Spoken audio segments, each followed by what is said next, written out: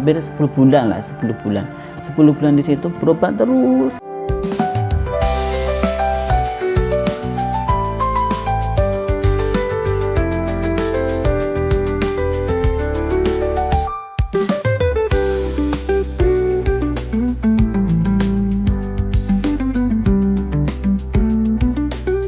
Assalamualaikum warahmatullahi wabarakatuh. Selamat datang di channel aku ya.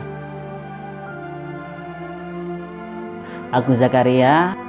Di channel ini aku akan berbagi kisah kepada kalian. Semoga kisah-kisahku nanti baik ada yang menghibur dan ada yang memberi manfaat. Oke, langsung saja ke cerita yang pertama.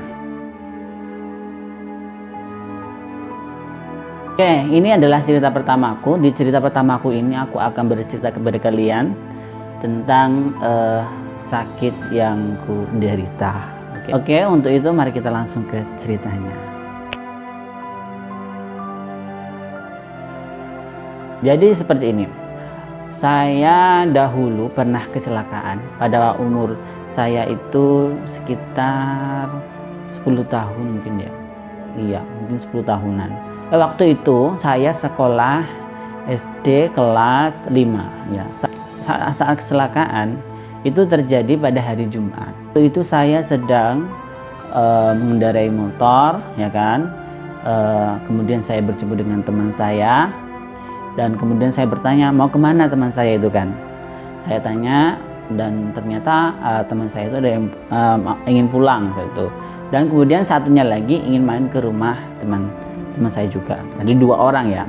Tanpa berlama-lama langsunglah saya menghantarkan mereka dengan saya yang menyetir motor tersebut. Awalnya di perjalanan itu biasa-biasa aja, nggak ada hal aneh kan. Namun tanpa berpikir panjang saya itu menaikkan kecepatan kendaraan. Waktu itu motor saya apa? Supra X125 Dexy. Dan saya menaikkan kecepatan motor, kemudian saya ingin cepat kan. Saya pun akhirnya berinisiatif untuk menyalip. Tapi sayang sekali saya itu nyalipnya itu sebelah kiri bukan sebelah kanan. Nah waktu itu di depan saya itu ada motor yang ada baknya, motor Via gitu kan. Lah karena motor itu posisinya ada di tengah-tengah, saya berinisiatif untuk menyalip sebelah kiri. Lah saat saya menaikkan kecepatan ya, tiba-tiba motor Via itu yang ada baknya itu menepi dan karena saya refleks dan saya takut ya kan, karena itu ya karena deket kan, saya pun membelokkan motor saya ke paret. Kamu tahu paret ya, aliran air yang ada di pinggir jalan di sini kan masih banyak ya kan. Lah saya sambil berpinjak daripada saya masuk ke itu ke kolongnya motor tersebut dan hancur ya kan. Entah bagaimana itu kalau misalnya terjadi kan. Akhirnya saya pun membelokkan motor saya ke paret dan ya kami bertiga, saya dan kedua teman saya itu nyemplung ke paret. Terjadilah kecelakaan. Waktu itu ketika kecelakaan muka saya ini baret semua ya kan, baret sampai hidung-hidung sini. Dan alhamdulillah sekarang sudah kembali seperti semula. Kemudian beberapa tahun kemudian saya itu mondok ke salah satu pondok pesantren di Jawa.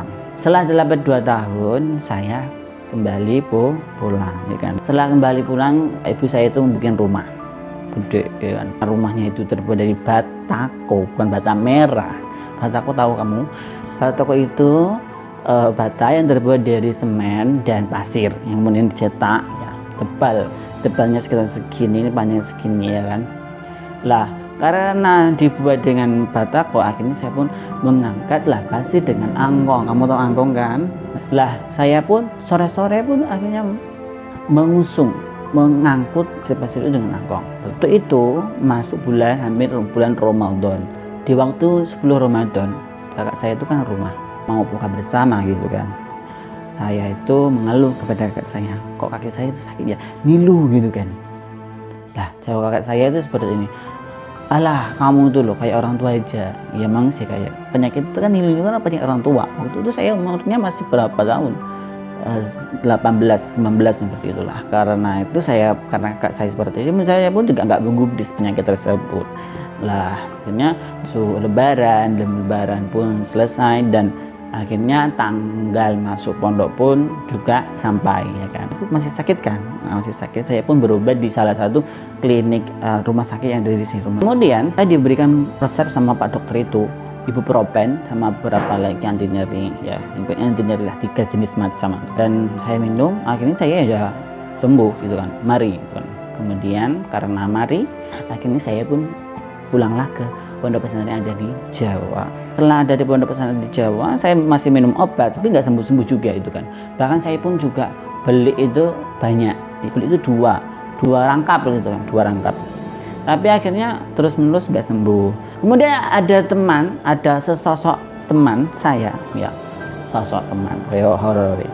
Kemudian ada salah satu teman saya itu yang sangat baik hati, ya kan. Dia menawarkan, kamu mau nggak, mau pijat nggak, mau berobat nggak tempat aku, nanti tidurnya di rumahku. Ya, saya langsung mau aja kan. Kemudian saya pergilah ke rumahnya, kemudian bertemu orang tuanya. Karena saya berobatnya itu sudah lama, sudah beberapa kali, akhirnya sama orang tuanya itu akhirnya menjadi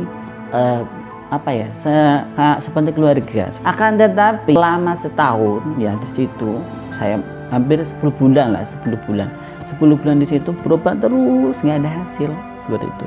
Saya itu sudah pernah berobat pakai telur, yang mana kalau telurnya itu nanti ditempel ke kaki itu rasanya kayak sakit sekali gitu kan. Lah saya itu pernah berobat seperti itu, padahal ditempelin aja dulu. Lah karena sudah 10 bulan di pondok itu kan masanya belajarnya 10 bulan kan, itu nggak ada hasil. Saya pun akhirnya pulang. Ya bukan pulang sih, liburan. Setiap tanggal 15 Sya'ban itu kan kalau di pondok itu kan udah ya liburan seperti itu, dan pelajaran pun sudah selesai. Ya, saya pun pulang. Di rumah saya pun ya liburan, karena belum sembuh juga. Saya pun akhirnya berobat lagi, ke sana ke sini kemari, ke berbagai macam pengobatan. Yang udah pakai mesin dia pernah, udah ya pakai pakai kayu ya pernah, dipijit ya pakai lagi kan, sering banget seperti itu. Akhirnya saya berobat di salah satu rumah sakit umum yang ada di Sumatera ini, namanya RSUD Jamil kan. Saya berobat di situ. Di sini itu kan banyak biayanya kan. Di Jambi, Kabupaten Merangin itu kan biayanya mahal. Ya berapa? Kalau 2 orang itu hampir 600 itu pulang perginya, nanti naik travel. Kemudian nanti mobilnya masuk ke sini itu 400 300. Ya 1 juta aja lah. Perjalanan ke sini dari Merangin ke Padang itu, ke Jamil itu berapa? 1 juta. Itu belum makannya nanti, ya kan. Kalau berobatnya BPJS gratis, ya kan. Lah, tapi itu tidak cukup kita langsung mendapatkan titik terang. Akhirnya karena bolak-balik terus tahu jenis penyakitnya itu. Ketika saya masuk ruang MRI, cek itu di bagian pusat sampai ke dengkul, pindai, suara mesinnya tuh dok kayak diesel. Ini ya, seperti dipindai, barulah saya diketahui penyakitnya itu AVM. Jadi sakitnya itu kayak gimana? Yang jelas kalau kita itu banyak gerak, banyak aktivitas, itu nanti kaki kita itu mudah capek. Itu penyakitnya, rasanya. Kemudian kaku seperti itu. Kan sampai sekarang pun saya belum sembuh total. Kemudian kan sudah divonis tuh penyakit AVM, dan dokter menganjurkan operasi.